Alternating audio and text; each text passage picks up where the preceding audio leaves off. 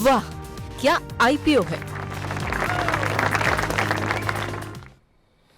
वाह क्या आईपीओ है, खास सेगमेंट हमारा। और सबसे पहले तो हमारे जो तमाम दर्शक हैं उनका धन्यवाद, शुक्रिया करना चाहेंगे कि हमारे इस सेगमेंट को काफ़ी आप देख रहे हैं, ना सिर्फ बल्कि उसमें बहुत अच्छी अच्छी बातें भी कमेंट बॉक्स में दे रहे हैं, बहुत सारे सुझाव भी दे रहे हैं। और हमारी तरफ से भी यही प्रयास है कि आपको आईपीओ से जुड़ी हुई हर जानकारी, सटीक जानकारी सबसे पहले, सबसे विस्तृत रूप से आप तक हम पहुंचा सकें। तो एक बार फिर से आप सभी का बहुत बहुत शुक्रिया। और रोज़ की तरह हमारे साथ शौर्य जुड़ चुके हैं और आज का दिन काफ़ी महत्वपूर्ण है क्योंकि कल से खुल रहे हैं 2 बड़े आईपीओ। जी हाँ, कल से 2 आईपीओ खुल रहे हैं। क्या रणनीति होनी चाहिए, पैसे लगाने चाहिए, नहीं लगाने चाहिए, ग्रे मार्केट प्रीमियम अभी क्या चल रहा है, लिस्टिंग गेन कितना पर मिलेगा, ये अगले 3-4 दिन हमारे साथ ही बने रहिए। आपको हर रोज़ नई अपडेट मिलती रहेगी।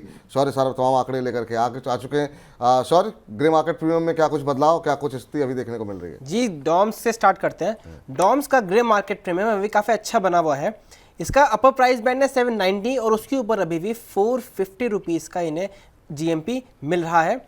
और इसी के साथ अगर बात करें, हमने कल बताया था कंपनी का पीई है 43.19, एवरेज पीई है 36। और कल जब आईपीओ खुलेगा तो हम ये भी आपको बताएंगे कि कंपनी ने क्या फैक्टर्स रखे हैं, क्या क्वालिटी फैक्टर्स है जिसके बेसिस पे उन्होंने ये प्राइस अर्निंग्स रेशियो दिया। लेकिन एक इंटरेस्टिंग क्वेश्चन आता है, आजकल कह रहे हैं इलेक्ट्रॉनिक मीडिया इतना बढ़ गया है, उसके बाद भी हम देख रहे हैं सेलो का आईपीओ आया, फ्लेयर का आया, डॉम्स का आया, उसके बाद भी इस इंडस्ट्री में अच्छा खासा हमें कंपनी देख रही है। तो ये एक इंटरेस्टिंग फैक्टर है। इंटरेस्टिंग फैक्टर है। लेकिन और आप ये देखिए ना, स्कूलों के अंदर जो है बच्चे जो है वो ज़्यादातर पेंटिंग, कलरिंग, लिखना, और हम लोग भी कंप्यूटर पे काम करते हैं लेकिन एक कलम तो साथ में रखते ही हैं कि अपना जो भी ज़रूरत पड़े तो काम करते रहें। ये कंपनी क्या करती है, थोड़ा सा ही बता दीजिए दर्शकों को, जो लोग नए दर्शक हैं।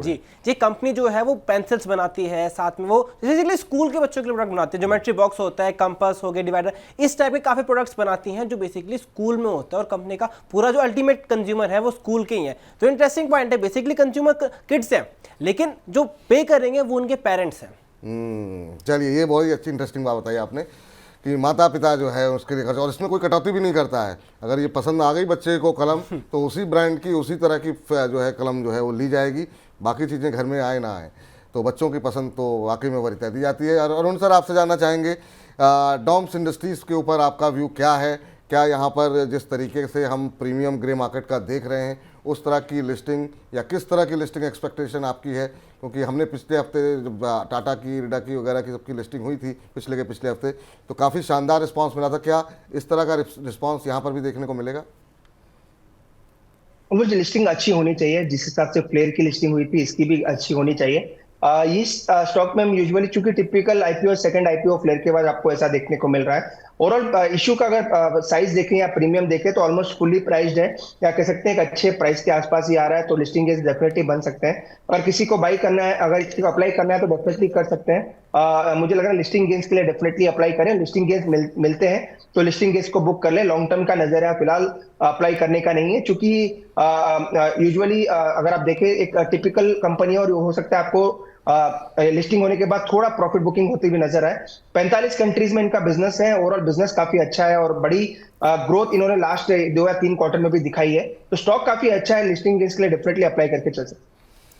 निश्चित रूप से लिस्टिंग गेन के लिए अप्लाई करके चल सकते हैं डॉम्स इंडस्ट्रीज़ के आईपीओ में। और इसी को लेकर के ये तो अरुण जी की राय है। एक और अरुण जी से भी हमने बातचीत की थी, और 2 दिन पहले जब ये आईपीओ के बारे में चर्चा शुरू हुई थी तब हमने उनसे बातचीत की। उनका भी ये कहना था कि भाई आईपीओ में पैसा लगा रहे हो, जिस दिन पैसे बन रहे हैं उस दिन पैसे लेके निकलो। आगे क्या वैल्यूएशन होगी, कैसे निकलेगा, वो फिर बाद में तय किया जाएगा। कम से कम कुछ दिन बाजार में शेयर को सेटल हो जाने दें, उसके बाद स्ट्रेटजी अपनानी चाहिए।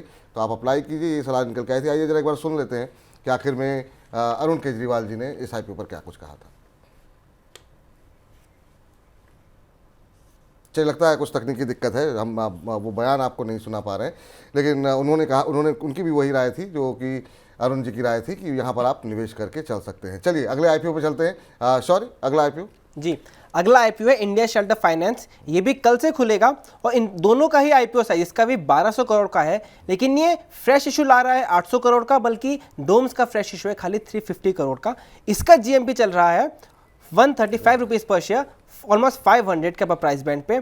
और इसका प्राइस टू अर्निंग्स रेशियो 27.77, बल्कि इंडस्ट्री का average price to earnings ratio है 31.7। तो यानी ये एवरेज से थोड़ा कम पे प्राइस करा है कंपनी ने। जी, चलिए, तो फिलहाल इंडिया शेल्टर फाइनेंस पे जो है ये स्थिति निकल करके आ रही है। यहाँ पर भी जो है ग्रे मार्केट प्रीमियम देखने को मिल रहा है। सर, इसको लेकर के कुछ एक दुविधाएं कुछ लोगों के मन में देखने को मिली है इंडिया शेल्टर फाइनेंस को लेकर के।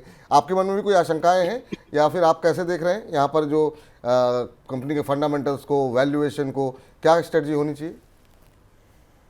विपुल जी, ये थीम मुझे काफी पसंद है। ओवरऑल अफोर्डेबल हाउसिंग की बात करें या फिर जो आवास योजना है, जो ओवरऑल गवर्नमेंट ऑफ इंडिया की योजना है, ये थीम मुझे काफी अच्छी लगती है। और इसके जो एफिलेटेड सेक्टर्स हैं, जैसे कि आप सैनिटरी ले लें या सीमेंट ले लें, सभी सेक्टर मुझे लग रहा है आने वाले 3 से 4 साल इन सभी में आपको अच्छा तेजी देखने को मिलेगी। पर चूंकि एक नई कंपनी और टायर 2, टायर 1, आप कह सकते हैं टायर 2, टायर 3 सिटीज में इनका बिजनेस है, तो इनका कंप्लीटली जो डिपेंडेंट है या जो फाइनेंस करते हैं अफोर्डेबल हाउसिंग या हाउसिंग सेक्टर में है, तो वो एक चीज मुझे थोड़ी दिक्कत लगती है। पर मुझे लग रहा है लिस्टिंग गेन्स के लिए डेफिनेटली आपको अच्छे गेन्स स्टॉक में देखने को मिल सकते हैं। तो अगर कोई रिस्क लेना चाहता है, अगर आप वो डोम्स में अप्लाई नहीं करना चाहता, थोड़ा रिस्क ले सकता है, तो इस कंपनी में भी कर सकते हैं। पर प्योर अगेन लिस्टिंग गेन्स या मिले या लिस्टिंग में जितने भी गेन्स होते हैं वहां पे बुक करके निकल जाए।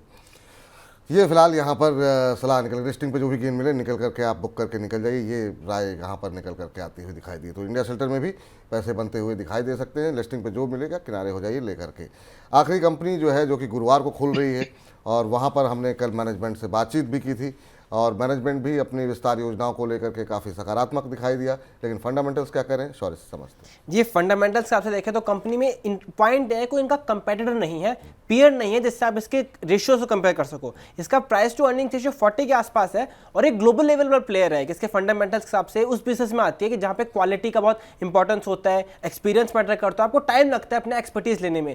क्योंकि इस कंपनी ने क्रायोजेनिक इक्विपमेंट में एक्सपर्टीज ले ली है, तो अब जो ग्लोबल प्लेयर्स है वो भले बहुत बड़े बड़े हो, वो इन पर ट्रस्ट करेंगे। और इस वजह से मैनेजमेंट का मानना है, और ऐसा लग रहा है कि कंपनी को रिपीट कस्टमर मिलता रहेगा और बिजनेस ग्रो करेगा, आगे इंडस्ट्री ग्रो करेगी, तो वो साथ साथ ग्रो करते हुए नजर आएंगे। कल मैनेजमेंट ने बताया था कि जितने स्पीड से इंडस्ट्री ग्रो कर रही है, इनकी कंपनी ज्यादा तेजी से ग्रो कर रही है, और आगे भी उन्हें उम्मीद है इंडस्ट्री के मुकाबले ज्यादा तेजी से ग्रो करते हुए नजर आएंगे। इसके अगर हम आईपीओ की बात करें तो ऑलमोस्ट 1500 करोड़ का आईपीओ है, एग्जैक्ट देखें 1459 करोड़ का, और पूरा ही ऑफर फॉर सेल है। ये एक पॉइंट हमें ध्यान रखने का होगा। और आईपीओ परसों से खुलेगा, 18 दिसंबर तक खुला रहेगा। 627 से लेकर 660 रुपीज पर शेयर इसका प्राइस बैंड है, और ग्रे मार्केट में से 268 रुपीज का प्रीमियम मिल रहा है प्राइस के ऊपर। 268 रुपीज़ का प्रीमियम मिल रहा है ग्रे मार्केट के अंदर। हालांकि अभी खुलने में थोड़ा समय है, तो देखना पड़ेगा आगे चल करके किस तरीके से यहाँ पर चीज़ें प्लान आउट होती हैं। हालांकि कल जब रवि सिंह जी थे तो उनको ये आईपीओ अच्छा लगा था, और उन्होंने इसको पहले नंबर पर तरजीह दी थी। लेकिन जब हमने अरुण केजरीवाल जी से बात की थी तो उनके लिए पहली तरजीह जो है, जो पहला आईपीओ था वो था डोम्स इंडस्ट्री, उनको अच्छा लग रहा था। तो सबकी अपनी अपनी एनालिसिस है। आइनॉक्स इंडिया, सर आपको कैसा लग रहा है? आज काफ़ी सारे सवाल आए हैं आइनॉक्स इंडिया को लेकर के, खासतौर से हमारे फिरोज साहब बहुत ज़्यादा बैक टू बैक उन्होंने कम से कम सैकड़ों बार पूछा कि इसके बारे में बताइए। तो अगर आप टिप्पणी कर सकें इस पर। आइनॉक्स इंडिया अभी ग्रे मार्केट पे करीब 268 रुपये के आसपास का प्रीमियम देखने को मिल रहा है, आपकी क्या सलाह रहेगी? मुझे डेफिनेटली अप्लाई करने की सलाह रहेगी। एक यूनिक बिजनेस है और ऐसी कोई कंपनी पीयर लिस्टेड भी नहीं है, और ओवरऑल ये 2 से 3 डिवीजन में काम करते हैं। क्रायोजेनिक टैंक्स अपने प्रोवाइड करते हैं। सेकेंडली एलएनजी बिजनेस में भी है इंस्टॉलेशन, और उनका कंप्लीटली सप्लाईज भी करते हैं। ओवरऑल बिजनेस काफी अच्छी है और यूनिक इनका ओवरऑल बिजनेस है। और चंद्रयान 3 जो है, या कह सकते हैं उसमें भी इनका थोड़ा पार्टिसिपेशन था। तो ओवरऑल मुझे लग रहा है ये बिजनेस काफी अच्छा है, लॉन्ग टर्म के लिए भी ये स्टॉक रख सकते हैं। तो लिस्टिंग और लॉन्ग टर्म दोनों में भी मुझे लग रहा है ये ओवरऑल कंपनी काफी अच्छी करनी चाहिए। तो डोम्स के बाद इसको भी अप्लाई करें, मुझे लग रहा है इसमें भी अच्छे गेन्स आपको देखने को मिल सकते हैं। अच्छे गेंस यहाँ पर भी देखने को मिल सकते हैं। तो आईपीओ की बाहर लगी हुई है, पैसे इकट्ठा कर लीजिए आप लोग, अगर नहीं है तो कोई बात ही नहीं। लेकिन सर अगर आपको 1 2 3 रेट करना हो, क्योंकि बहुत लोग होंगे जो कि सिर्फ एक ही आईपीओ में निवेश करना चाह रहे होंगे, या उनका बजट एक आईपीओ का ही होगा, तो आप 1 2 3 कैसे रेट करेंगे? देखिए विपुल जी, मैं थोड़ा कश्मकश है। मुझे लग रहा है आइनॉक्स और डोम्स दोनों भी मुझे अच्छे लग रहे हैं। आइनॉक्स चूंकि यूनिकली लिस्टेड कंपनी, और एक ट्रेंड हमने देखा है, जो भी कंपनी यूनिक लिस्टिंग दिखाती है उनमें मोमेंटम पोस्ट आईपीओ भी काफी अच्छा देखने को मिलता है। तो अगर थोड़ा बहुत अगर आप रैंकिंग दे तो दोनों को ही 1 दूंगा मैं, डोम्स और आइनॉक्स को। अगर थोड़ा प्रेफरेंस दे तो मुझे लग रहा है आइनॉक्स में लिस्टिंग गेन्स काफी अच्छा बन सकते हैं, और डोम्स में भी बन सकते हैं। तो आइनॉक्स पहले रखूंगा और डोम्स सेकंड रखूंगा।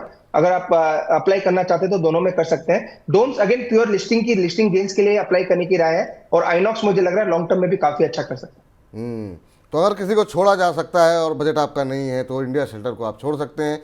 आइनॉक्स और डोम्स इंडस्ट्रीज दोनों में अच्छे गेन मिल सकते हैं, लेकिन अगर बहुत कड़ा मुकाबला करने के बाद, बहुत चिंतन मंथन करने के बाद आखिरी में अरुण जी ने थोड़ा इशारा दिया कि अगर एक ही को चुनना होगा तो फिर वो आइनॉक्स को चुनेंगे, वो लॉन्ग टर्म में भी आपको अच्छा करता हुआ दिखाई देगा। शौर्य, बहुत बहुत शुक्रिया, धन्यवाद आज की इस चर्चा में जुड़ने के लिए। और अब देखते हैं, कल से एक्शन शुरू हो रहा है, किस तरह के प्रीमियम में बदलाव ग्रे मार्केट के देखने को मिलते हैं कल, और रिस्पांस पब्लिक का किस तरीके से देखने को मिलता है। तो उम्मीद करते हैं कि काफ़ी अच्छा रहेगा और अच्छी लिस्टिंग मिलेगी, हमारे दर्शकों को भी अच्छा मुनाफा मिलेगा। तो फिलहाल वाह क्या IPO है, में इतना ही। वाह क्या IPO है।